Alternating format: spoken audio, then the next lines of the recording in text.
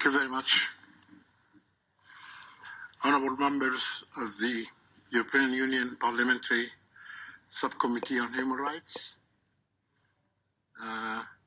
ladies and gentlemen, guests, it gives me great pleasure as a Sudanese human rights activist to be invited to address this August meeting on human rights situation in Sudan. I and the Sudanese people are very much aware of this principled position that the EU has been taking on the general political situation in my country, especially during the recent period, particularly in relation to our pursuit for peace, democratic transition, and the promotion of human rights and freedoms.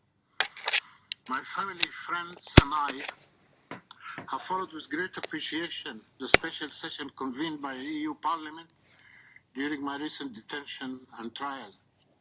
It's this kind of principled stand that gives moral support and encourages human rights activists to continue their struggle until they achieve their objectives of respect, defense, and promotion of human rights and democratic governance.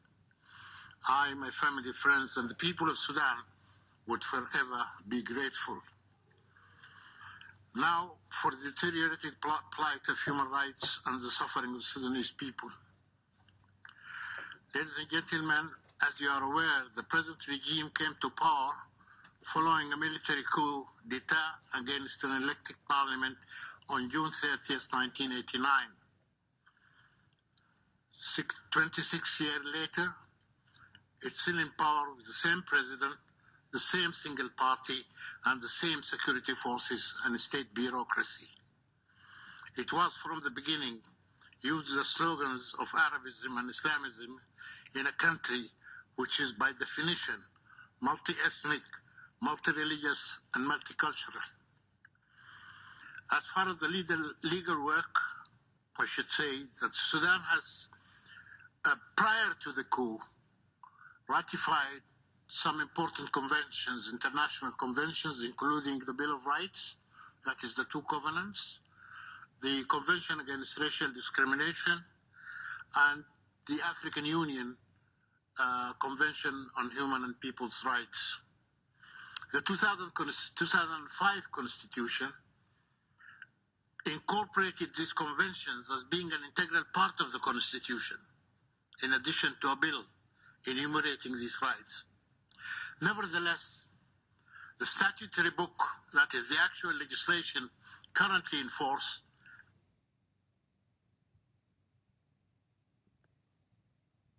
and applied with rigor,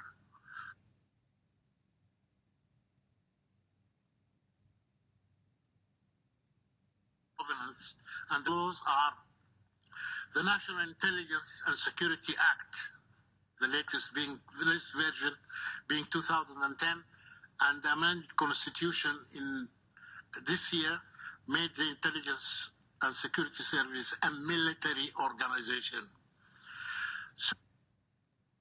So,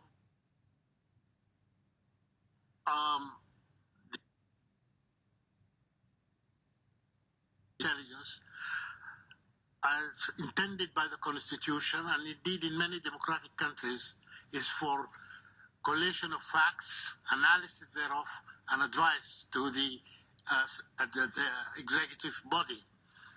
But this body in Sudan, under the Act, can search, enter, and search, detain, arrest, and keep people in detention in solitary confinement with no environment, no books, no visitors, no newspapers, bad food, bad water, no air view, no sun view. I have experienced that myself. And all these powers the organization has without accountability, because you can't sue them. They have immunity under the Act. And if you want to sue for being, for instance, tortured or maltreated, you have to get the permission of the director of the organization, which is never forthcoming. Now, the Press and Publications Act confiscates the newspapers, journalists, put journalists in prison, confiscates papers, especially after they're printed, in order to cost them more. The NGO Act restricts the freedom of NGOs to act or to make any training or seminars or without the prior approval of the security organization. The Trade Union Act has abolished totally the question of trade unionism and independence because they are all part of the respective ministries of the workers. The Personal Status Act deprives women of a lot of their rights, especially the so-called Islamic dress. There is no such thing in Islam. That decency is required everywhere. So the Islamic dress, intimidation of people at parties, men accompanying women, women traveling alone, it's intimidation under this act and using Islam as a pretext. The Public Order Act cases people who are having parties or late-night microphones or whatever in weddings and usually try to intimidate them and confiscate their property and microphones and all. All these acts confiscate the rights and freedoms of opinion, expression, association. Peaceful assemblies also needs a permission. Any 5 persons or more constitutes an unlawful assembly and can be prosecuted for that. So as far as the economy of the country, one has to mention a word about it because economic, social, and cultural rights do not exist. The Sudan is indebted to the tune of $50 billion. Investment has stopped. Foreign loan service has stopped. Exports and imports have been badly affected. The value of the pound has gone to the rock bottom, and the people are suffering. And you see young people, I think with the shadow of the Syrian and Iraqi thing that we see, we should not forget the tragedy of the people of the Sudan, either from the conflict zones or the urbans who cannot make a living, leaving the Sudan and going through Libya to the deadly Mediterranean in the boats. And that is overshadowed by, of course, much more serious and dramatic. As far as international humanitarian law, Sudan has signed the 4 Geneva Conventions, ratified them, including the 4th Geneva Convention on the protection of civilians during armed struggle. But you have to read the reports that Amnesty International or Human Rights Watch or FIDH produced about the war in Darfur and the 2 regions, i.e. Nuba Mountains and South Blue Nile. These speak of aerial bombardment of civilians, of rape in a massive scale.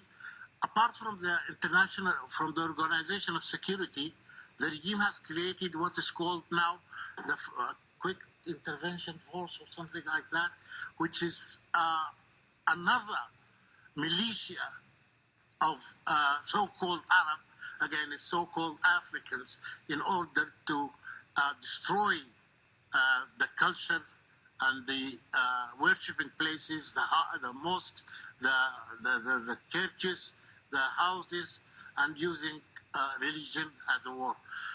As my colleague has mentioned earlier in an earlier meeting, the Darfur blunders have been reported not only in the NGOs I mentioned, but in an official report of the Office of the High Commissioner for Human Rights last August.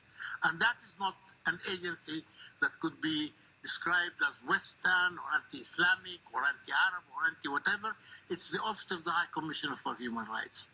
And it gets its information from UNAMID, which is an organization constituted by the Security Council and the African Union, especially to protect civilians in Darfur. Now, the report of the Office of the High Commissioner, I think people have to see that, to see the atrocities of the aerial bombardment, the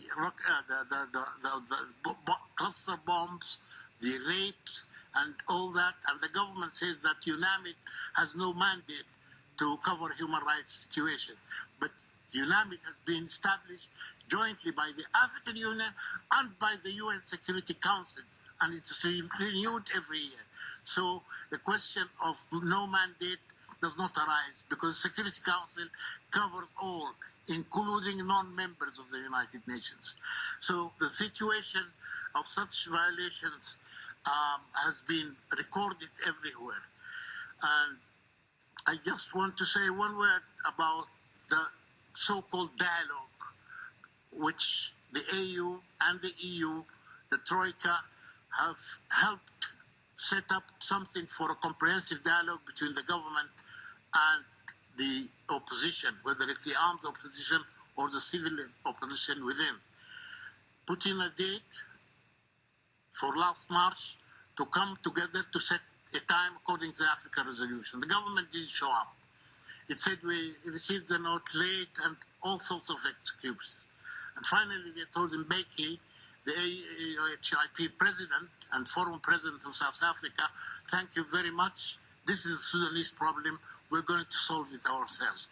And so they went on, elected the president, elected their parliament, their state parliaments, appointed state governors, amended the constitution, and went on with their laws. And now they say they want a dialogue on the 10th of October.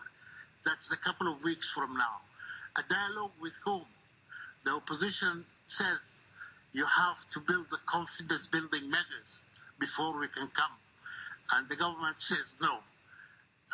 We will convene the comprehensive dialogue with whoever is present.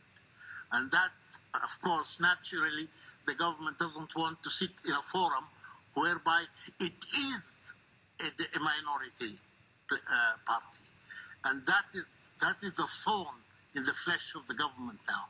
They don't want to sit in a meeting where they are not the majority, and they know they are not the majority.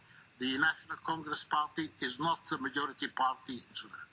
And finally, I would like to say in conclusion, honorable ladies and gentlemen, that the situation of human rights in Sudan has never been worse, either on the global level or the conflict areas.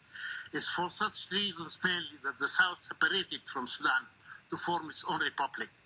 The present instability may lead, unfortunately, to the same fate or similar fate in the conflict zones. So it's not only the suffering of the Sudanese people, it's a threat to the unity of the country and the instability of the whole region that is at stake. We saw it in several African states, including, as I said, Sudan, including recently Central African Republic, and previously Somalia and Rwanda, and you know the examples. The international community owes it to the Sudanese people, to the security of the whole region, that this carnage stops. Finally, I'm grateful for the opportunity to address you, and I hope within the limited time available, I have outlined enough to urge you to continue your efforts to save the people of Sudan from the present plight. Thank you all very much. Merci, Monsieur Meki Madani. Je crois que ceux qui sont là ne risquent pas d'oublier la tragédie du peuple soudanais. Et si nous avons souhaité qu'il y ait cette audition, c'est justement compte tenu du contexte international, du regard qui se porte un peu trop ailleurs. Il est important de remettre l'accent sur ce qui se passe dans la Corne de l'Afrique et notamment au Soudan. Nous n'oublions pas que le gouvernement soudanais continue de massacrer sa population civile à coups de bombardements et qu'à un moment où on parle beaucoup des réfugiés, de la crise des réfugiés, nous n'oublions pas qu'à l'intérieur du Soudan, il y a plus de 2,5 millions de personnes déplacées qui doivent faire partie de notre réflexion et qui devraient plus largement faire partie de celle de l'Union européenne, notamment quand elle travaille à l'intérieur du processus dit de Khartoum. Je vais maintenant donner la parole à M. Sullivan Baldo. M. Sullivan Baldo est un expert international largement reconnu, notamment auprès des institutions de l'ONU. Il a travaillé notamment auprès de Human Rights Watch. Il a aussi travaillé, il a été directeur du programme Afrique de l'International Crisis Group. Et je crois qu'on peut dire que c'est un spécialiste de la Corne de l'Afrique reconnu. Donc je suis sûre que vous allez avoir beaucoup de choses à nous dire. Nous allons vous entendre avec plaisir. À vous.